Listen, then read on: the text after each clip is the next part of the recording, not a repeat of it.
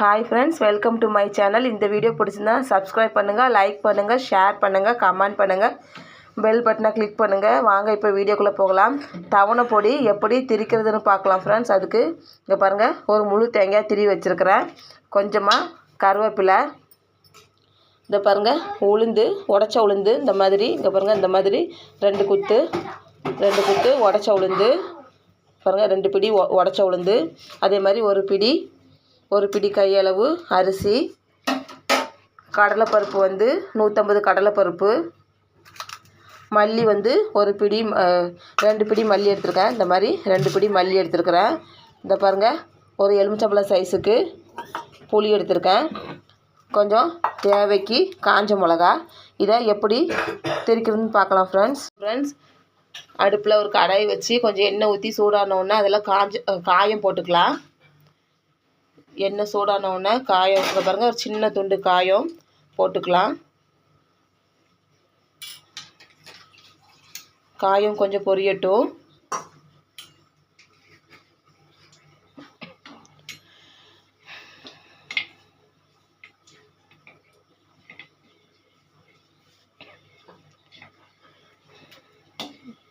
பாருங்கள், காயம் பொரியுது. கொஞ்சம் காயம் பொரியட்டும்.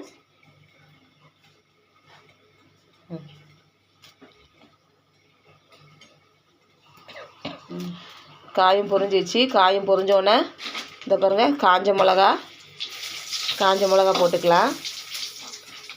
காஞ்ச மிளகா போட்டு லைட்டாக வறுபட்ட உடனே மல்லி போட்டு வறுக்கணும்.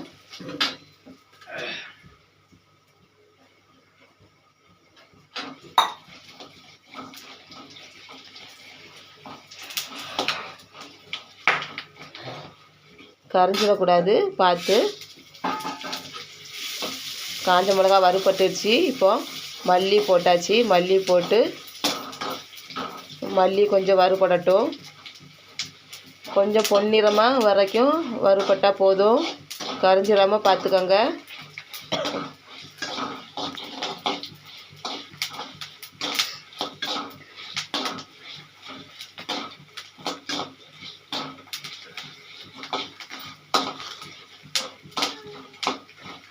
மல்லி வறுபட்ட உடனே தேங்காய் கருவேப்பிலை போட்டுக்கலாம்.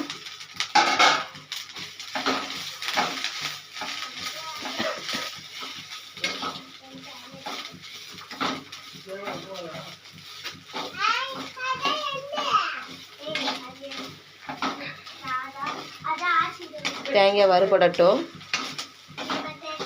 கொஞ்சம் பொன்னிறமாக ஆகிறது வரைக்கும் தேங்காய் வறுத்துக்கலாம். அப்போ தான் கெட்டு போகாமல் இருக்கும்.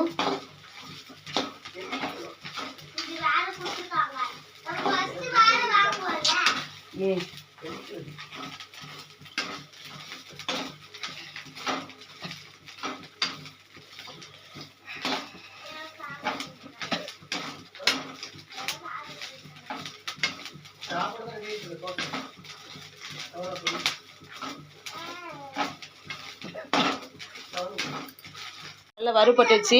அதை வேறு பாத்திரத்துக்கு மாற்றிக்கலாம். இப்போ அது ஆறட்டும். இப்போ அதே இதில் கடலைப்பருப்பு போட்டுக்கலாம்.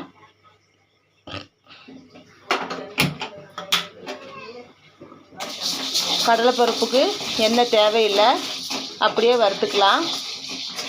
எண்ணெய் ரொம்ப வேணாம். காஞ்ச மிளகா, மல்லி, கருவேப்பிலை, தேங்காய் இதுக்கு மட்டும் எண்ணெய் ஊற்றி வறுத்தா போதும். கடலைப்பருப்பு எண்ணெய் வேணாம்.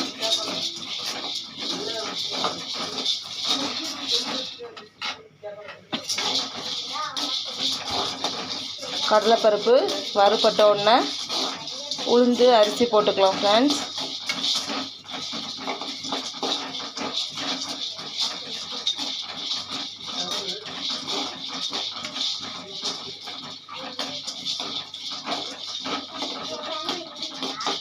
சாம்பார் இருக்குங்களா?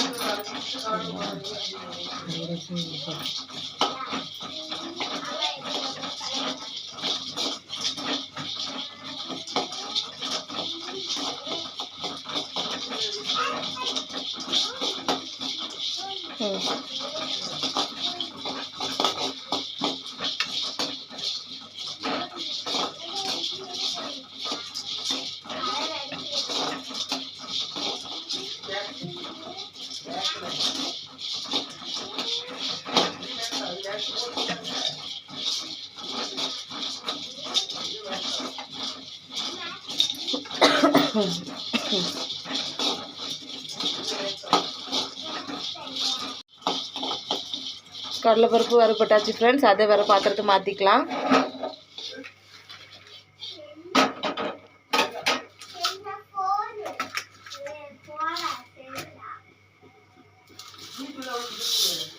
இப்போ அரிசி போட்டுக்கலாம்.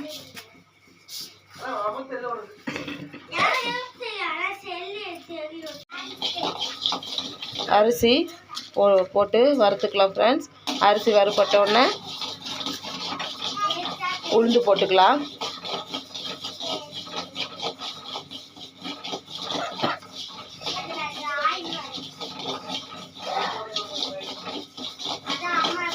கடலைப்பருப்பு, அரிசி, உளுந்து தனித்தனியாக வறுத்துக்கணும். அதுக்கு எண்ணெய் தேவையில்லை. அரிசி வறுபட்டாச்சு, அதை வேறு பாத்திரத்துக்கு மாற்றிக்கலாம். இப்போது உளுந்து போட்டுக்கலாம் ஃப்ரெண்ட்ஸ். உளுந்து நல்லா வறுபடட்டும்.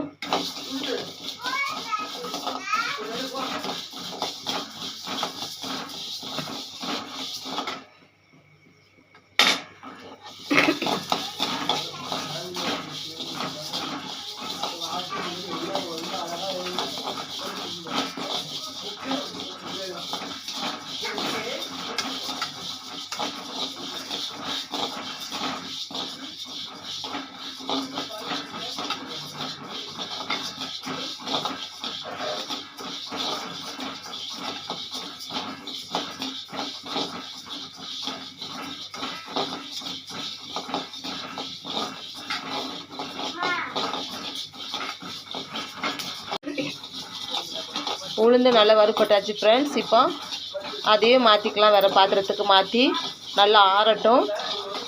ஆற வச்சுக்கலாம். நம்ம அதை மிக்சியில் போட்டு பொடி பண்ணும்போது தேவைக்கு உப்பு, பூண்டு போட்டுக்கலாம். இது பாருங்கள் ஃப்ரெண்ட்ஸ். இப்போ பொடிச்சு எடுத்துக்கலாம். 20 பல் பூண்டு, புளி, தேவைக்கு உப்பு போட்டு பொடி பண்ணி எடுத்துக்கலாம். இதை பாருங்கள் ஃப்ரெண்ட்ஸ், அரைச்சாச்சு. இந்த அளவுக்கு நல்லா நைஸாக அரைச்சி எடுத்துக்கோங்க. இது தோசை, இட்லி, சாப்பாடுக்கு கூட தொட்டுக்க எடுத்துக்கலாம். ரொம்ப டேஸ்ட்டாக இருக்கும். உங்களுக்கு பிடிச்சிருந்துன்னா இதை ட்ரை பண்ணி பாருங்கள் ஃப்ரெண்ட்ஸ். இன்னும் இதை வந்து ஒரு ஜாருக்கு மாற்றி எடுத்துக்கலாம்.